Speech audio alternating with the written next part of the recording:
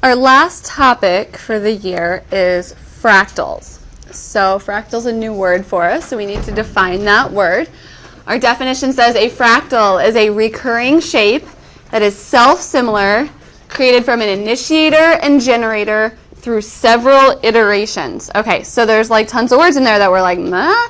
And if you don't know what the words are, you can't know the new word we're defining. So we'll start with recurring. What do you think recurring is? Repeating. So it does it like over and over and over. Self-similar. We've talked about similar this year. What does that mean? In proportion to another shape, so that it's the same shape but of a different size. And then initiator and generator we will get to during our lesson, and those words will become more clear as we see it. And then iteration means that something is done over and over, so it's a continuing step. So when we work iterations, we do something once, and then we do it again, and we do it again, and we do it again. Okay? So we're going to start by looking at a few examples of fractals. One of the most basic ones is called Cantor's comb. Cantor was a mathematician in the 1800s, and this was one of the most basic fractals that they could start with. So the initiator, that's what we start with, like initiate to begin. So we start with a straight line segment. The generator is kind of our rule for what we're going to do to create something new. So the generator is that we're going to remove the middle third of the line segment. So if we start with that initiator of a line segment, then what we're going to do is find the middle third of it and erase it. And that creates our next step. So if we do that again, what are we going to have to do?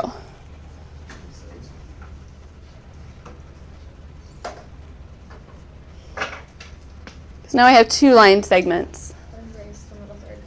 Erase the middle third of each of them. So our next step would take each of those line segments and get rid of approximately the middle third. I'm not using a ruler, so I'll just kind of estimate that middle third of each of those going away. So that would be our next step after one more iteration. Then we can continue the process. So I can do it again. Remove the middle third of each of those. And then we could do it again and remove the middle third of each of those. And we haven't even done very many iterations, very many repeats or steps of this process, and already it's pretty much disappearing. So another name for this is called Cantor's dust, because it basically turns into dust really quickly. Okay? For the idea of self-similar, if I look at the whole picture, I have one thing. But if I look at, let's say, just this portion of it, what do you notice about that portion? What about if I blew it up a little bit? What would it look like?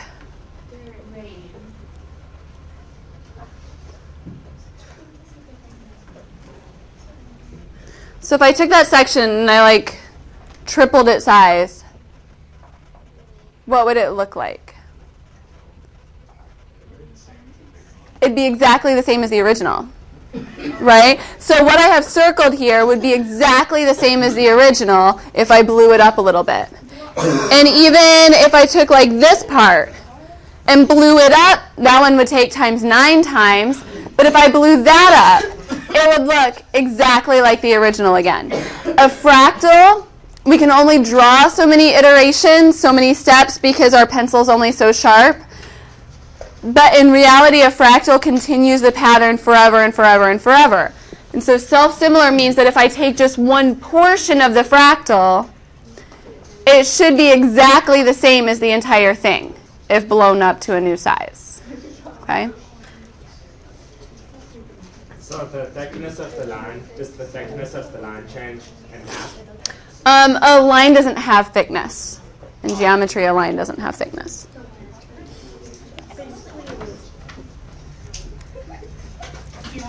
The next fractal we're going to look at is called the Hilbert curve, again named after our mathematician Hilbert. Our initiator is the line segment again.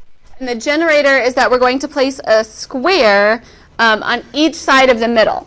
So we take that line segment, and in the middle of it, we're going to make a square on both the top and the bottom. So to do our next iteration, we're just going to draw it right onto this same generator, since it doesn't involve erasing like the last one did. So in the middle of each line segment that's here, I need to place a square on each side. Again, I'm not using a ruler, so these aren't great. They should be totally square. That one's definitely not. But right into the middle of each segment, I'm going to put a square on each side. So that would be the next iteration. Then a fractal continues this process infinitely. So then onto the middle of each line segment that we have now, we would need to do it again for our next iteration. Okay, so we're not going to go all the way around on that one. It gets pretty tiny and it's drawing tons of stuff. But each iteration for this particular one, on the middle of each line segment, we would draw a square.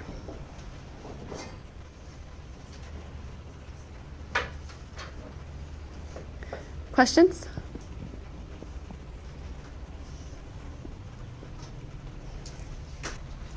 For our next one, we're going to look at a fractal that's called the, it looks like Koch, but it's either pronounced Cook or Coke. I've heard it pronounced both ways, and I don't know exactly which one is right. I guess it depends who I want to trust. But it's either Cook or Coke. I usually say Coke. Snowflake. And so our initiator is, again, a line segment. Our generator is going to be that we're going to take out that middle third, like we did with Cantor's comb, except instead of just making it disappear, put a little equilateral triangle portion on the middle of each line segment. To draw this one, we're going to use this triangular graph paper here, and we're going to start out with an equilateral triangle that's going to have a length of 9. Okay?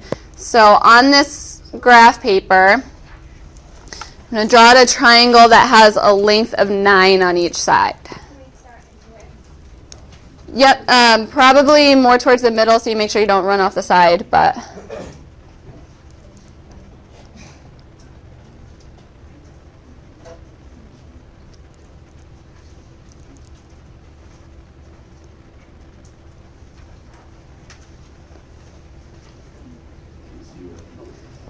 Okay, so there's my equilateral triangle.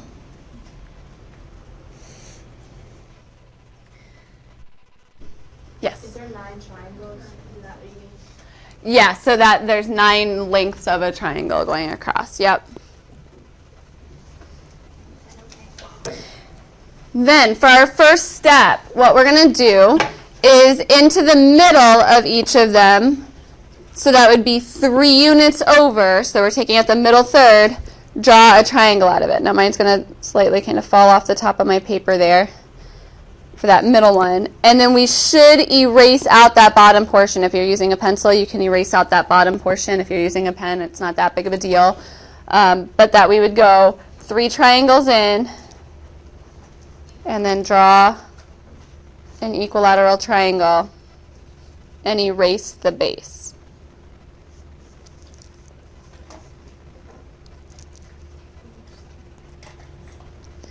Okay, so that's what we get after one iteration. It does, yeah. It looks like the Jewish star symbol, the 6-pointed star. For our next iteration, onto the middle of each line segment that is there now, we're going to erase the middle third and put an equilateral triangle on it.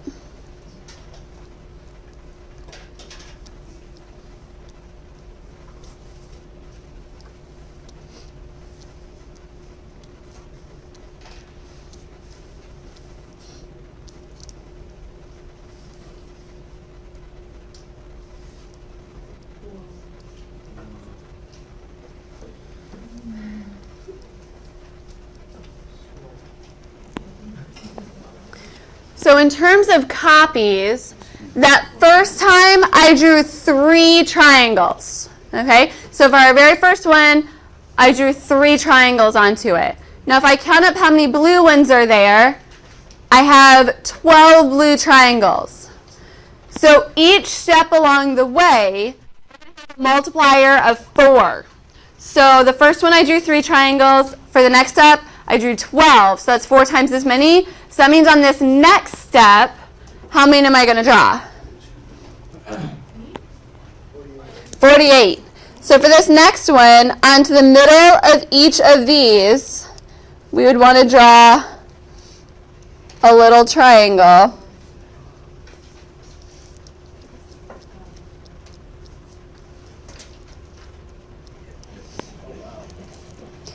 And as we go all the way around, since we're multiplying by 4 each time, we're going to end up with 48 of these little tiny triangles that I'm drawing in green.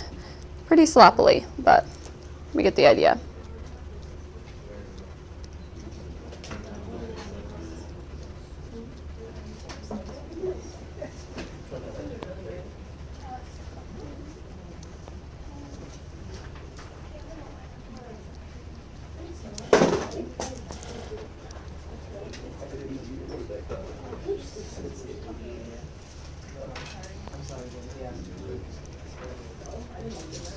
Right? So at this point now we can start to see why this might be called the Koch snowflake, right? It starts to look like a snowflake as we get more and more of those points out there. Questions about this fractal? Yes. You said every third of the side you added another big. Into the middle third. Yeah. So we erase the middle third of it and make the little triangle. And then the one triangle is halfway through that. Yep, so each triangle that we add on is perfectly centered in the segment.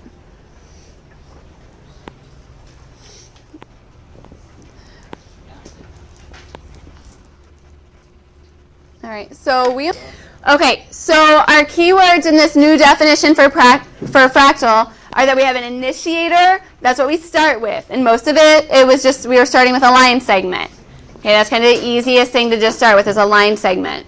Then we have our generator, which is like our rule. And whatever that generator is, it should be pretty simple. So erase part of it, draw a little triangle on it, draw a square on it, but it should stay the same forever and ever and ever. Whatever that rule is, we don't want to like do this for a while and then do this for a while and then do this for a while. We want to do the same exact thing over and over and over for that generator. And then we have our iterations, or how many steps we go through to keep on repeating this. In reality, a fractal will iterate forever and ever and ever. Okay, our pencil can only go so far, but in reality, a fractal would keep on repeating that same generator over and over and over. And when that happens, it becomes self-similar, that if you zoom into any portion and continue to zoom in, you're just going to keep on seeing that same exact thing from the multiple iterations. Okay? For your homework, you're going to create a fractal. You can do something totally unique, or if you're like, I don't feel like I'm that creative or that I get it that well yet, then you can take one of the ones that we looked at and just kind of modify it. So it says, what would the Hilbert curve look like? That was the one with the squares. What would that look like if the middle of the line was erased? Instead of just drawing the square into each side that we did, what would happen if you'd actually erase that portion out, and how would that look different? Or what would the Koch snowflake look like if each triangle of the generator was inside instead of outside? So we drew the triangles onto the outside of it. What about if you drew those triangles onto the inside of the starting triangle instead? Or what would it look like if you used hexagons instead of triangles? Or some other shape. Or you can do a completely new and unique thing if you want. You can use the triangular paper if you feel like that's going to help you out. We've got the square graph paper in the back that you could use that if that'll help you out to create your fractal. Questions? So we can't use the one we just did. You can't do exactly the one that we just did. I want it to be like, this is like Preston's fractal. You know, so it has to be unique in some way, so you have to modify it in some way. We can. Yep, you can do it right on that triangular sheet.